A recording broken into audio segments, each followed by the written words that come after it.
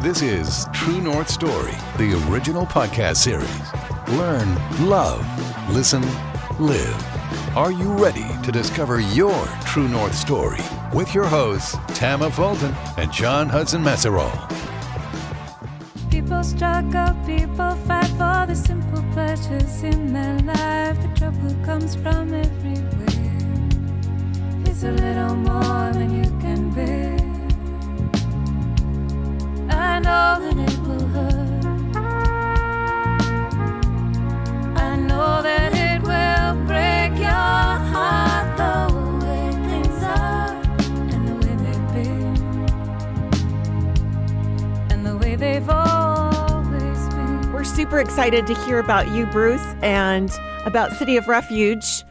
I am in Seattle, and John is in Atlanta, and Okay. we wanted to hear more and more about what you are, who you are, and what you are doing there in the greater Atlanta area. So, Well, thank you. I'm glad to share any parts of our story that you guys like to know about, and honored that you'd ask us to do so.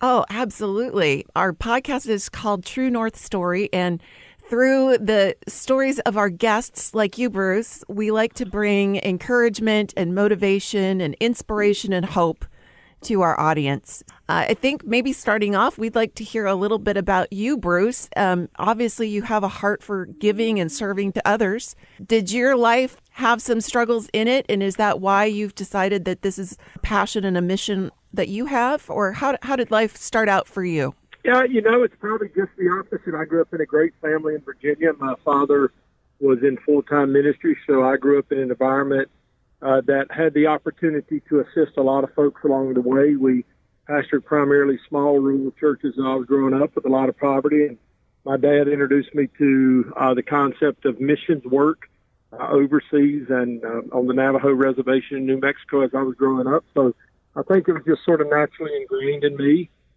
to be a part of assisting those that might be less fortunate than me and certainly live on the margin in society. So it was not a hard luck story that turned me around and caused me to do good. It was actually growing up in a great environment and feeling like because I had that opportunity that I should give back. So you grew up in Virginia. What's the connection to Atlanta? What brought you to Atlanta? And fill us in a little bit about that whole journey. After I went to college, I went to college and majored in biblical education. Went into sort of traditional ministry for about 14 years.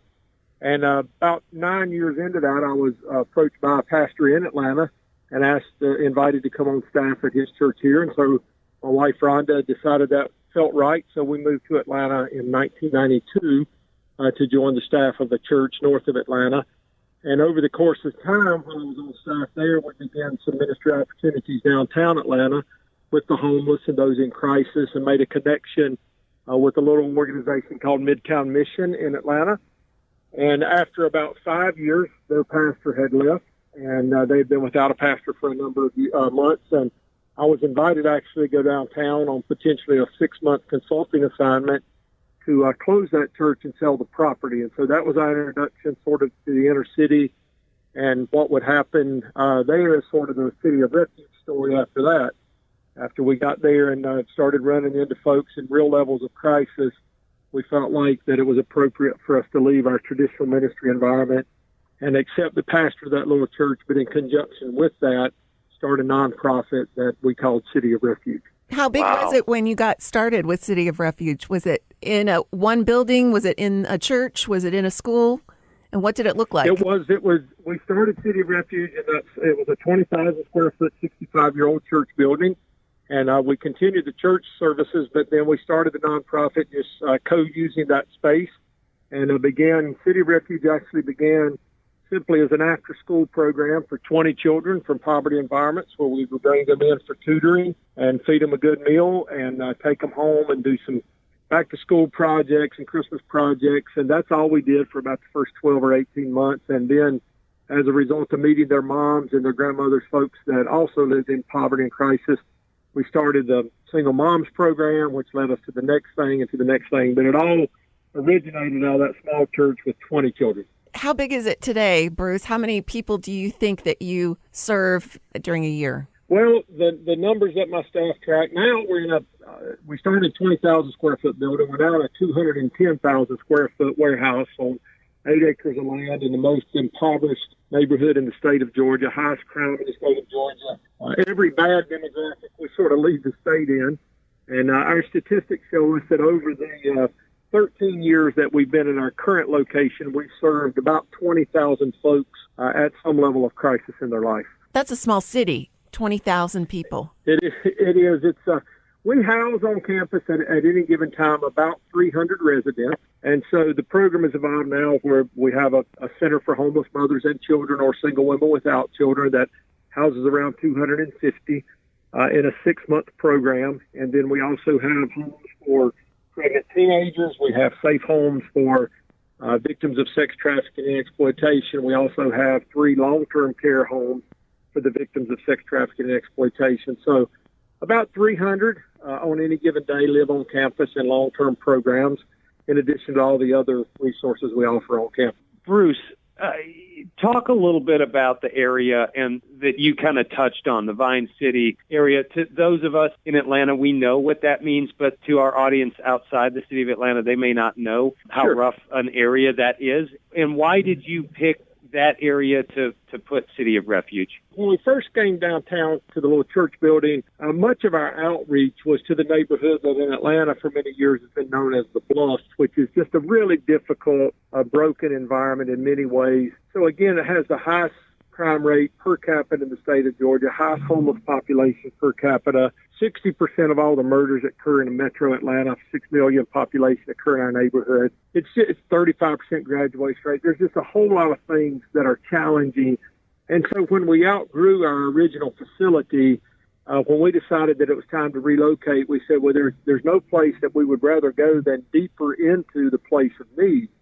You know, it seems contrary to true benevolence to have a place outside of crisis and invite people in crisis to come to your secure, safe place to receive resources. It seems to me that it makes a whole lot more sense and much more logical, even though it may not be quite as safe, it seems much more logical to establish an entity inside the greatest level of need so that there's easy access for those in crisis. So we were very intentional when it was time to move from our original location and ask our real estate partner to go into that neighborhood and find us the best space. And just in a providential move, he found 8 acres of land with 5 acres under roof. And the owner was a benevolent gentleman. And his original offer, he offered to sell us the property for $1,600,000. And my counter offer was, well, thanks a lot, but we don't have any money. And so he turned that down for about 6 months and then donated the property. So it was just a huge gift 13 years ago that the Mims Enterprises donated the property to us, and we were able to set up camp there.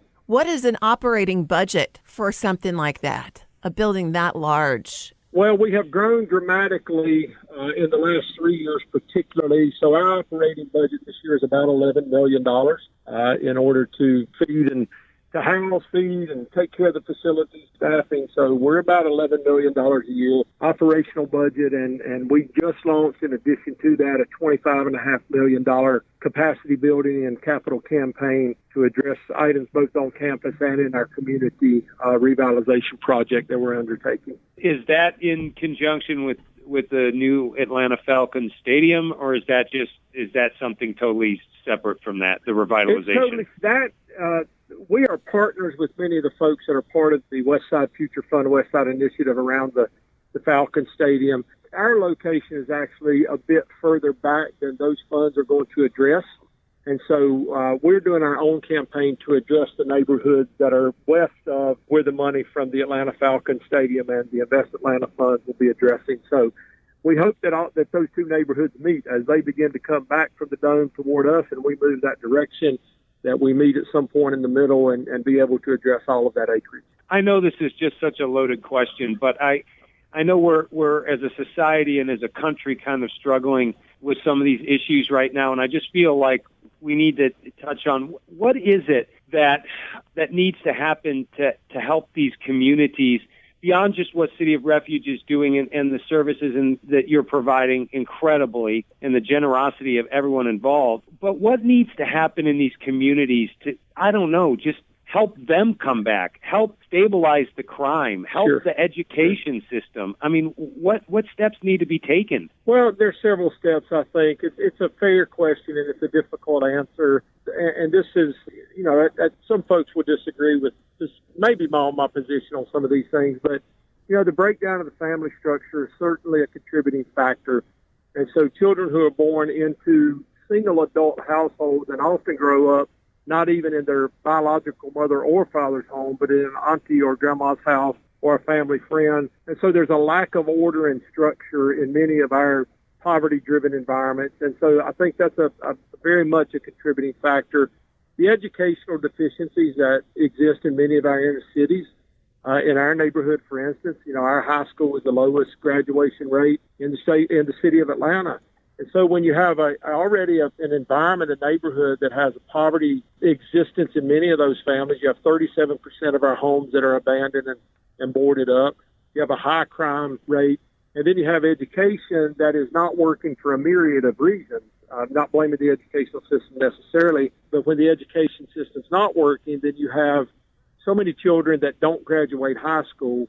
Obviously, if they don't graduate and get a diploma, they have very limited ability for vocational opportunities. So they don't have income.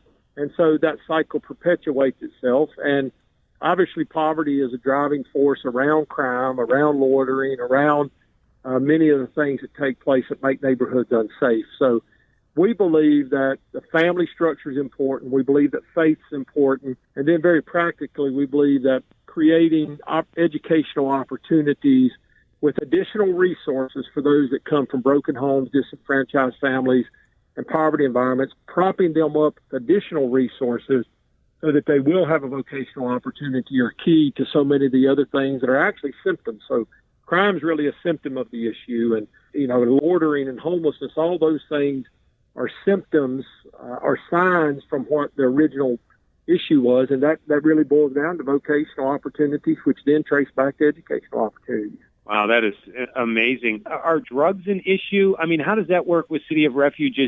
You start working with people to provide support to them and give them a safe night off the street and things like that. How does City of Refuge deal with if you have issues with drugs or alcohol? Well, at this point, 19 years in, we have a pretty structured intake process, and so there's a waiting list for all of our programs. My staff performs at a really high level. We have great resources on our campus. You get to our campus, you get housing, medical, mental health, dental, vision, vocational training, parenting classes, childcare for your children, a private Christian school on campus. So once you get there, there's so many resources. It really does accelerate the process to recovery. So since we have all of those resources and since we have a waiting list, we can say to folks, if you really want to get better, if you really want life to be better and be independent, then you have to abide by these guidelines with us. We're going to make all these resources available, and your commitment to us is you're going to be drug-free, you're going to follow the guidelines, you're not going to violate the principles of who we are, and we're able to hold to that because of the number of years we've been around and because of the success rate we have. True North Story. Learn, love, listen, live. And now, back to the program. I just smile once in a while 'cause I don't want the lines on my face. And I sit right here holding the years and I count on the stars in space. You fall apart again and you can find a friend. Do you have corporate partners in Atlanta or other areas that will help with job placement on the backside or as they move through this process at some point? Oh, of course, yeah. One of the main reasons we're able to be successful is because of corporate partnerships. We have the 180-degree culinary arts training program. We are actually in class number 20 of that now.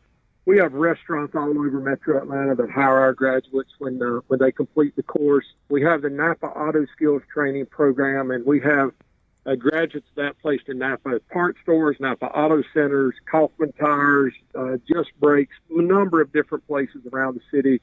Chick-Fil-A is a corporate sponsor with us. We have a managerial training program with them where folks that graduate our program are then able to go to corporate headquarters and go through a 6-month training program and be placed in positions.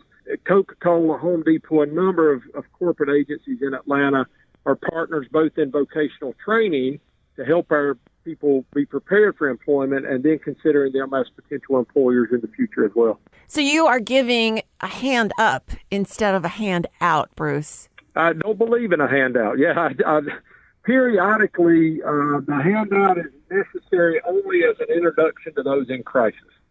And so we do feeding programs or clothing giveaways or those kind of things simply to develop a relationship with somebody in crisis. But after that, they have to participate in the process with us. So they have to, and again, we understand that some of them come from different mental capacities, addiction issues, PTSD if they're homeless vets.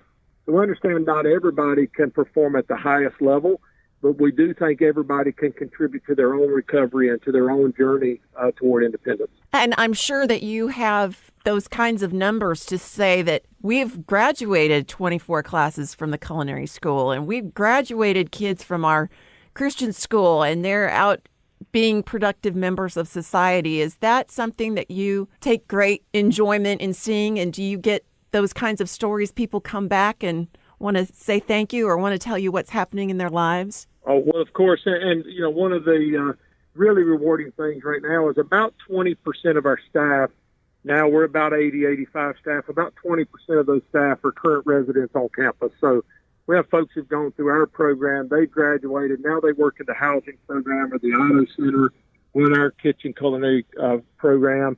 So that's very rewarding. We have hundreds of stories over the past 19 years of folks that have graduated. They're successful now. Their life's in order. Their families are in order. They have livable wage incomes. They've overcome addiction. Their criminal record often has been expunged because of the way they perform in society. So we use those numbers, obviously, the percentages and the demographic numbers and all those kind of things for funding and our outcome-based measurements. But really more important to us are those individual stories, as you refer to, where folks come back and call us 5 or 10 years later and say, hey, what you guys invested in me is the reason I'm successful now. Bruce, you mentioned coming back to Atlanta. You have a beautiful family and you have 5 daughters and a wife. And are they all involved? How did they feel about this move and kind of the startup of City of Refuge and all of that? That's kind of a big life change from the ministry. Well, it was. Our children were young when we moved in, when we came downtown. So when we accepted the pastor at little church and I started City of Refuge, our daughters at the time, we had 4 daughters at the time, they were 7, 5, 3, and 1. And so we actually ended up moving into the 3rd floor of this 65-year-old church building in the city. And so for them, it was a big playground. You know, at that age, they weren't quite aware of the risk and danger and those kind of things. But they got used to it pretty quickly and began to understand. We lived in that first facility for 6 years, and we were broken into 34 times and had multiple vehicles stolen from the property. I've been in Superior Court with guys who threatened to kill me. So they got to see the backside of helping others as well very early on in their life. Our 5th daughter was born while we lived there. And we're really grateful and thankful that now Rhonda and I have sowed into them, you know, the right principles of life, much like my father and mother did. And so our oldest daughter is on staff as the Director of Human Resources. Our 2nd daughter is on staff as the Director of Operations for all of our programs related to sex trafficking and exploitation. Our 3rd daughter also works in that department. So our 3 that have graduated college and entered the workforce have entered the workforce with us. And so they bought into our vision and what we believe we should be doing and are using their talents to impact those in crisis as well. Do people come to find you, Bruce, or are you working with different governmental agencies and other nonprofits for you to be out in the neighborhoods and in the homes? How does that work? It's both. Primarily now, again, just because of longevity, we have probably 24 agencies in the city that refer individuals to us. So that's everything from churches to social workers to other nonprofits to law enforcement to the local jails. So folks that are in some level of leadership in our community and encounter someone in crisis, they refer to us.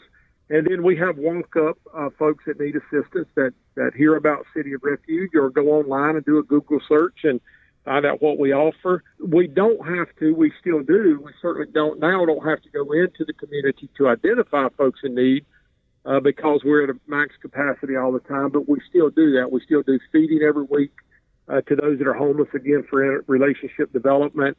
We go door to door in our community to find out what senior adult needs might have, what single mom needs might exist.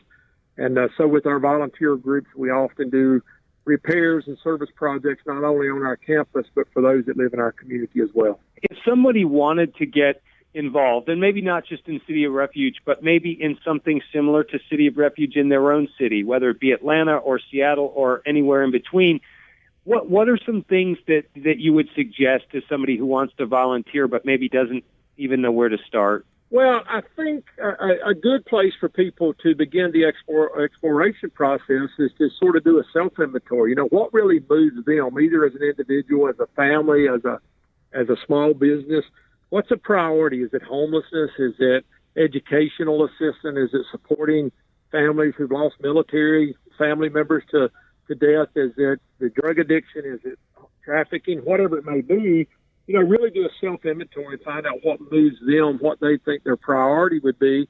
And then with the technology, obviously, of today, you simply do a Google search in your own community. You know, sex trafficking organizations in Seattle, and a lot of those will pop up, and you start doing reviews on those. One of the things I suggest when folks are going to volunteer with nonprofits is find out the name of the organization, the legal name, and then go to either GuideStar.com or CharityNavigator.com or .org and research that organization. You know, see what their financial status is. Make sure they're up to date with their 990s and those kind of things. You want to make sure when you volunteer or contribute finances to an organization that they're credible, that they report, that they show the income and the expenses. You know, City of Refuge, anybody can go to our website and pull our 990. They can go to GuideStar or Charity Navigator. They'll see all the donations that came in. They'll see the salaries of the top 5 staff persons. They'll see a breakdown of where all their expenses go. So doing due diligence is really important so that you'll have the highest level of influence and impact in your community and the greatest return on invested dollar. That is, the transparency is amazing. So what is it that City of Refuge needs? If people are listening and they want to get involved or want to contribute or want to help with your mission, how can they do so? Well, every nonprofit director will tell you that they need finances, and we're no different. We raise, it's 100% donation driven, so we don't have contracts with the government or those kind of things. So it's folks that, you know, choose to share some of their discretionary income. So that would be one. Secondly, we always love volunteers. We hosted over 6,000 volunteers on campus last year. And so volunteerism is a huge thing. Gifts in kind are important to us. You know, just a little prime example is we house hundreds of women and children on campus every year. We allow them to take their bed linens with them when they move into their own apartment. So we have this ongoing need for twin and full-size sheets and comforters and pillows, you know, those kind of things. So, and we have a whole list of those kind of items that folks. So our website is simply cityofrefugeatl.org, and there's a tab there on volunteer that folks can complete or to gain more information. Financial support, volunteerism, and gifts in kind are the primary ways that folks can help us with the work we do. A lot of our listeners that live in other states outside of Georgia, can they go to Amazon.com and order some things that you need and ship them to you? Do you take packages? Absolutely. And if they go to our website and on that volunteer tab, they can send a quick message and say, can you send me your wish list from Amazon? So we have a wish list on Amazon all the time. We receive items from Amazon every week that somebody's gone on and purchased to send to us. So absolutely, that is something that they can do. We also, on a side note, have City of Refuge affiliates around the country. So if folks live in areas that we have those, they certainly connect with the City of Refuge affiliate in one of the other cities that we have around the country. And on our website, my phone number and email are listed there. They can certainly reach out to me and ask me if there's a City of Refuge affiliate in their state or city that they might could partner with locally. Oh, I love that. Bruce, what gives you the greatest joy in life? You know, the greatest joy in life is seeing the light come out. It's just, the light's just gone out. There's no fire. There's no hope. There's no promise of tomorrow. And when I see that light go on, and when I see that they start to believe that there is a possibility that life can be better, that they can overcome whatever their obstacles might be, that they can be productive in life. I don't even always have to see the end result of that. When I just see the light come on and see that expression of, man, I might just make it, with that, I'm satisfied, and I know my staff's going to do a great job, and I believe that person's going to be successful. Thank you for bringing so much positivity and encouragement to our listeners. And I encourage them, as this is holiday time and people are probably starting to think about giving, and go to your wish list, and we'll make sure that we have all of that available on our website as well, so that people can choose something for somebody outside of themselves and their own lives, and understand that there's a bigger world out there. All right. I appreciate that very much, and so grateful to you and John for the interview and having the opportunity for our voice to be heard, and grateful to your listeners that will respond, not necessarily to City of Refuge, but maybe to just prompt them to become involved in some way with a local nonprofit in their own community and impact somebody's life. You are a treasure. Thank you so much. Thank you both. Oh, my mama told me, 'cause she said she learned the hard way. Thank you for listening to True North Story, the series. Follow us on Twitter at True North Story, and tune in next time for another True North Story. She say don't give us a soul away, 'cause all that you have